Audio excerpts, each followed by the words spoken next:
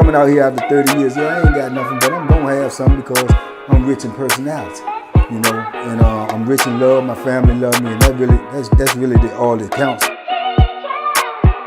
Yeah, he just ain't listen to me, man. He just jumped in front of me one more time, and I know I was in a place that I wasn't supposed to be. I had went over to the laundry to holler at my dude. Matter of fact, it was Chucky. Y'all remember Chucky? Newport News Chucky. I was going over there to holler at Chuck, and I wasn't supposed to be over there, and then I was leaving. So the officer seen me when I was leaving, and when I'm leaving, he wanted my ID. He was a white officer. He was racist. We was up there in the racist zone. We was up in Augusta, you know, way up in the mountains, and he just was insistent. I said, I didn't got my ID with me. So he just kept jumping in front of me. I go left, he go left, get in front of me. You ain't leaving. I go right, you ain't leaving. I said, man, I'm just trying to leave to go get my ID. If you want the ID, I'll give you the ID. But don't keep getting in front of me. And don't put your hands on me. So he was like, what you gonna do? And man, I told him, if you get in front of me one more time. And I didn't really want to do it. I was really trying to, you know, scare him into just getting out of my way. But once he wasn't scared, and then I was getting more irritated and frustrated, and I wasn't thinking about the consequences of what might happen. But man, he was pressing me so hard that when I said it, I meant it, and he got in front of me. And when he did that time, I just let him have it. Bop, bop. I hit him with a 2-piece and a biscuits and gravy. And he hit the ground like a sack of potatoes. Now, I could have did him dirty. I could have stomped him. I could have did whatever. I didn't. He was laid out, just, you know, out there, you know, free fish. I could have just, you know, I ain't do nothing. I stepped over him, walked out. I seen the dude say, oh, Bank, man, go, man. You better go, man. Oh, man. You know, so some dudes run over there and look at him, see was he all right. I just kept on walking. I was going back to my building. Man, I already knew I was in a world of trouble. I knew I was in a world of trouble. Before I could get to my building, I see a ton of officers coming out of the administration building, running towards that way. But I don't think they know it's me that they coming from, because they coming this way, I'm coming this way. They run right past me, right? So I'm going to my building there. I pick up my pace. I'm walking even faster, trying to get to my building, right? I already know they're going to come get me, but I'm just trying to get to my building. Man, by the time I can get closer to the building, I'm about 4 or 5 steps away from the door. It's an officer on the door, but I'm about 4 or 5 steps away from the door. I heard them, they coming back this way. I can hear the boots and the chain and all the jingling and stuff they running. And the dude get on the radio and tell me, him, right there, stop him at the door, stop him at the door. So they stopped me at the door. He said, hold up, hold up, hold up. So I said, what's up, what's up? I said, hold up. And here they come running. I turn around, you know what I'm saying? I put my hands up. Didn't make a difference. They tackled me, man, like a football team, like it was a former ball or something. Like everybody was saying, boom, boom. They jump on me, take me down to the ground and stuff, trying to rough me up. A couple of them trying to get little sucker punches in. I'm like, man, what y'all doing? What y'all doing? They balling me up like a little pretzel, you know. They get me all balled up, man, and they hog tie me and they taking me on back to the whole segregation and everything. And the only thing that really saved them from probably giving me a good beating was, at the time, this was a real racist institution on Augusta. They had like 98% all white people that work up there, and they was super racist. But they had like 3 or 4 sprinkled in black dudes, and a couple of them was in a little power positions. Well, technically by their title, but you know, in actuality, they wanted no power up there. But one of them he had made it all the way up to a major, which is next to a warden. And he was on shift today, so he came back there while they was taking me to the hole, because, you know, officer had been assaulted. So he come back there to see what's going on. He came back there. If he won't standing right there, which he still was on their team, but I think they was a little leery about giving me the beating that they wanted to give me, because he was right there, you know. So they didn't really brutalize me, but they did get some punches and kicks in when I was already on the ground and on the way back to my cell in segregation. But yeah, man, they threw me on in there, man, and they gave me old street charge and kept me back there, man, for about 11 months, you know. So that was my first experience with, you know, dealing with like a physical altercation one-on-one or something with an officer. I wish it was my only experience, but it was my first experience. And to be honest, it was even though I got a street charge, it still was the lightest penalty far as physical getting, they jumping on you trying to hurt you that I had experience because of that major being right there. So shout out to him, man. You might have saved a life that day. You know what I'm saying? Because they probably intended to kill me. But yeah. So like I say, situations like that, it will be an officer, man. They got a chip on his shoulder. They got an attitude about something, and he gonna try to impose that on you. That he come to work mad that day, so he want to cuss you out. He want to get in your face, And I done seen some women, man. They sometimes they are the worst ones. They the worst ones. I seen, when you got dudes, because if you work at an institution, even if you're a woman, you got to have thick skin as well. Because you already got the power over us. So dudes don't have no power. So most of their power is verbal. They see a flaw in your outfit. They see a flaw in your person. They see a flaw in your appearance. They're going to laugh at you. They're going to joke at you. They're going to say things to you to get under your skin because why? You always trying to get up under their skin. You always trying to take advantage of them. So this is their only get back. And when you got younger inmates, they always gonna laugh and joke on you because that's their outlet, So I can remember one time they was coming through there and it was a female officer. She was real small, petite woman. She had a smart mouth though, man, smart mouth. And she was coming around and she was dudes were laughing and joking at her about her appearance and the way she was dressed that day, or her uniform, the way it fit her or whatever. So she get to snapping back at him. And this one dude in particular, name was Jay, and Jay had like bad acne, right? And at the time he had bad acne and he had bad teeth. He had actually said he had got shot in the mouth, and it knocked a couple of his teeth out. So, but he was fit. I mean, cut up, man, from the ankle up. I mean, he had a muscle and fitness body, man. He worked out all the time. He was very active in working out, and man, he looked like an action figure as far as like his physique. So he was one of the ones that was laughing and joking on her as well. So I remember her starting to talk about his acne in his mouth. Said, you got a nerve to be joking on somebody. Look at you, the way you look, whatever. So he started getting at her. He started cooking her. Look at you. You look like this. You dress like this. And you working in the penitentiary. You ain't worth nothing. Don't nobody want you out there. That's why you got to come in here. And so on and so forth. So, man, they go to their old faithful. They always do it, man. When they can't say nothing else, they'll either say, oh, well, I go home every day and you don't. That's why you locked up. Or they'll start, especially them females, they'll start talking about your mama. You know what I'm saying? Oh, your mama, don't be talking about me. Your mama this, or your mama's a whore. Your mama this. So she said, he told her, I think he called her a whore or something. And she came back with, oh, nah, your mama's a whore. Your mama's a nasty black whore. And boy, he turned infuriated. He said, what you say? What you say? She said, you heard what I said. And he ran up on her. I mean, boom, got face to face with her. And she stood her ground. She wasn't going to move. She was standing there, all 120-something pounds of it. And she was like, what? What you going to do? What you going to do? He said, say it again. Say it again. I'll knock your head off. And he was serious. He was deadly serious. He said, my mama dead, girl. Don't say it again. So she said, get out my face. You better get out my face. And they just right there, man. And dudes just holler, man, Jay, don't hit that girl, man. Don't hit that girl.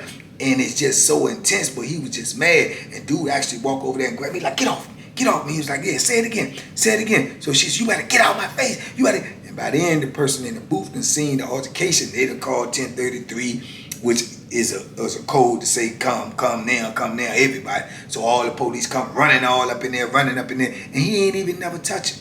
You know what I'm saying? Never touch it, but they bum rush in there and they jump on them, tackle them, wrestle them all down to the ground there. He tussling with them, trying to get up or whatever. And then he ended up getting dragged out of there. Ended up getting an assault charge. How you gonna get an assault charge when you got 10, 12 officers jumping on you, but you get an assault charge? From her running her mouth, him running his mouth, but it's just verbal. It's tick for tack. But The thing is, she don't even supposed to be doing it because she's supposed to be professional. She's supposed to be above that. You know what I'm saying? She's professional. She's actually getting paid to deal with people that's got a bad disposition. So how can you do the same thing that they're doing and then you say, that he in the wrong? You in the wrong as well. But that's just how it goes in prison. And, they took him, brutalized him, beat him up, gave him an assault charge to boot, So that's just how it goes in there, man. Just from, one thing turns into something else and it escalates, but you're never going to win. You're always going to be on the losing end of those situations when it comes to a CO. You're going to stay on the losing end. It ain't no winning with you. Believe that. Oh, yeah, come get your Banky Pam. Come get your Banky Pam mug and be safe, be smart, make good decisions. Thank you to my supporter who sent me this. You know who you are. I appreciate you. I use it. Drink my water every day. Yeah, but those are situations and different situations that I have seen, that I have witnessed myself. It's been several of them, over the years that I've seen, man, with altercations between when it comes to an officer. And 9 times out of 10, and I'm not being biased, I'm just being real. 9 times out of 10, it's going to come from an officer pressing a dude. He's going to press somebody to their limits. He will press you to the point where you just feel like you have no other recourse. You can't do anything else but physically, defend yourself. Because of the words that's coming at you, the pressure that's on you already. You're already without your freedom. You're already without, your liberty and everything. And then you got somebody that's just going to try to handle you just because you in that position. And you just feel sometimes that you just overwhelmed and you have to strike back. So that's what a lot of it comes from, man. Oh yeah, Ace, I can remember this little dude, Abe, little dude I knew named Abe, man, and he had his partner, what his partner name was, but they used to be together every day. They was walking partners. That's, that's your Ace, the dude that you be with all the time. Call that your walking partner. You might see one, you see him, you see every day they're gonna be together, play basketball, do whatever. They partners. If it go down, they going together, I can remember being on Greensville with them, man, and it shocked me. This was one of the times that I had seen situations that just shocked because I didn't think it was going to happen. But it was an officer that used always, a sergeant, man. His name was Gregory. His name was Gregory. And he used to always be in that kitchen, man, when we had child time. He used to always be in that kitchen just talking nasty to dudes, trying to watch and catch a dude getting an extra tray. And he'd run up on you, trying to snatch the tray from you or try to write you a charge. Or, he just was a real live donkey, man. Jack, real live one. He always just stayed on top of convicts and stuff, man, with foolishness. And ain't gonna make your check bigger, but that's just what he did. He got a thing. He like doing it. And you meet officers like that. They like trying to handle you. They like making your day worse than what it already is. So, you have to learn to deal with that. As crazy as it sounds, you have to, because it ain't nothing you can really do besides, what they end up doing, which gonna cost you in the long run. They better off just dealing with it and let it go by you.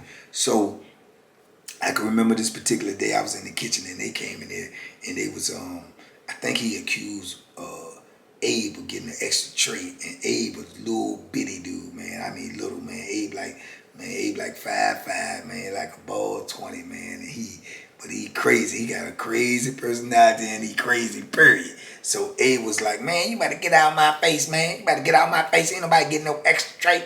You better get on out of my face. So he was like, man, you did get the extra tray. Give me the tray, so man, this is my first tray, man. You better get out of my face, man. So he said, what you gonna do? What you gonna do? You gonna give up that tray?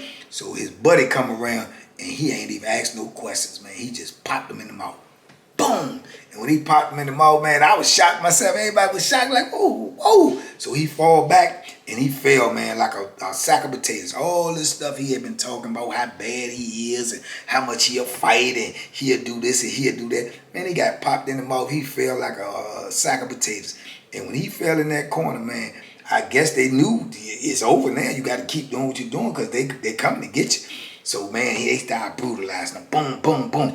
Abe dropped his tray and started kicking him. Boom, boom. So they beating him and kicking him. He down there in the corner just shaking, man, like boom. He can't even defend himself, man. So he looked crazy. So the whole kitchen is just looking over at him. So by the time the other COs get wind of what's going on, he done already took some bumps and bruises and kicks and punches in the face. So they, boom, get on out the door and heading on down to their building. They gone. So now this whole squad coming. Police is coming from everywhere. They running and coming up in there. They picking them up. They drag them on out the kitchen. So they trying to figure out who did it.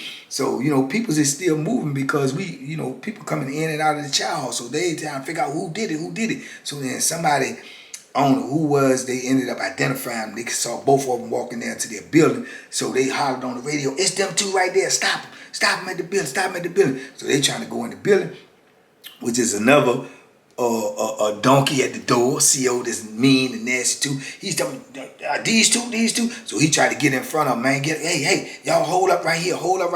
Man, you better get out of my way. Hold up right here. Bloop, bloop. Hit him, drop him.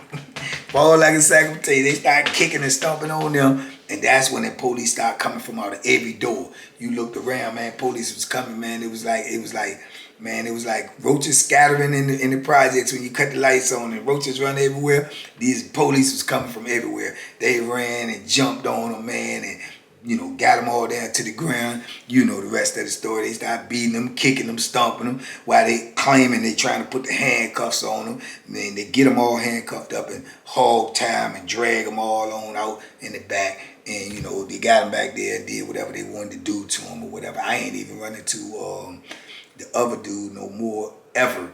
And I ran into Abe maybe like 8-9 years later. And Abe told me they kept him in the hole for that situation for almost 2 years, man. And they beat him real bad. Say he had a lawsuit on him. But like I say, most of the time you got the lawsuit on them, you can forget it. You ain't gonna win because, like I say, they in conjunction. The court's gonna work with them.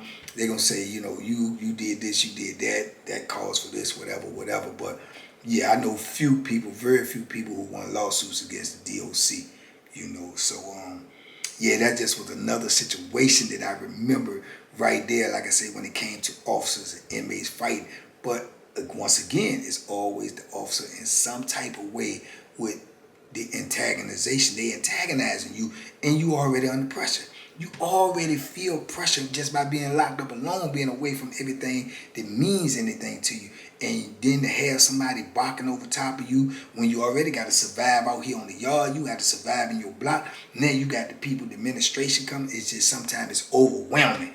And you feel like no other way to do, but you have to release this anger, or somebody's going to catch the blunt of your anger eventually anyway. And sometimes it just be a CO. But it's always going to be the worst choice you can make with the CO, because the penalty is always going to be greater when you're dealing with the CO. The penalty is going to be greater. You may get more time. If you got a lot of time, it don't matter. But you got to look at what you're going to go through to get the other time. You're going in segregation for God knows how long. They're going to be brutalizing you. You're going to be back there eating food. You're going to be losing weight. You're going to have no choice but eating them with that garbage.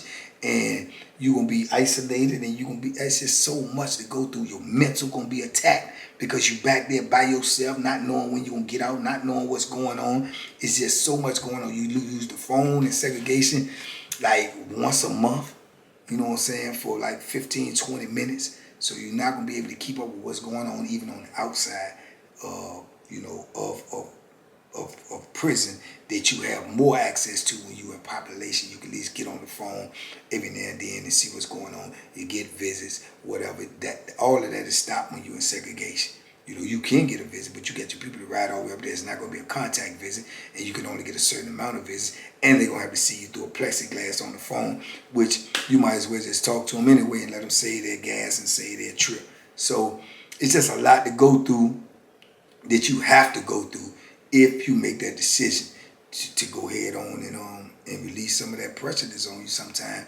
And when someone is pressing you and it happens to be a CO, so it's a difficult choice to make, man. But a lot of times people get to that situation, and then you got dudes that get to the point where officers have did some things to them that's so foul and so crazy that they might actually want to try to take the officer out. You know, I've known dudes that put that knife in the officer, you know, and with the intent to take him up off of this planet, man. You know, and yeah, it gets to that situation sometimes. It gets to that point sometimes where you feel like, oh, this dude is really dragging me because of the situation that I am, because of the position that I'm in. Oh, I got to show him. And, you know, and a lot of times it be dudes that already got time that they not getting out anyway. So they saying, well, this is what I'm gonna do. This is what I got to do to let you know that you playing with the wrong one. And you think you go home every day? You don't have to go home every day. And I'm getting ready to show you you ain't got to go home every day.